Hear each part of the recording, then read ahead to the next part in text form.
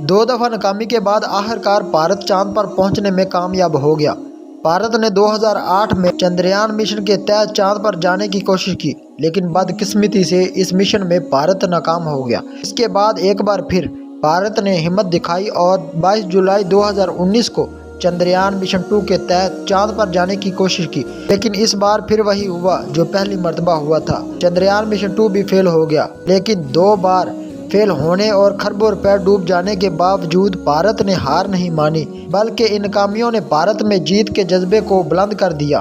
भारत ने 14 जुलाई 2023 को चंद्रयान मिशन 3 के तहत चांद पर जाने का सफ़र शुरू किया, जो तकरीबन 10 दिन में अपनी मंजिल पर 24 अगस्त को पहुंचा।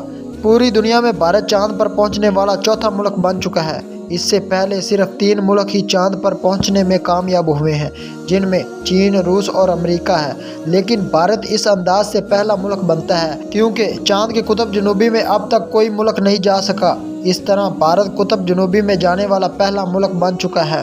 अब पूरी दुनिया ये बात कर रही है कि जो मुल्क बहुत ही ज़्यादा तरक्की याफ्ता नहीं है वो चांद पर पहुंच गया। लेकिन हैरान होने की ये बात है कि भारत चांद के कुतुब जनूब में पहुंच गया, जहां कोई नहीं जा सका। आपके ज़हन में ये सवाल होगा कि कुतुब जनूबी क्या है? चांद का कुतुब जनूब वाला हिस्सा अंधेरे से घिरा हुआ है और बताया जा रहा है कि ये हिस्सा नाहमवार भी है।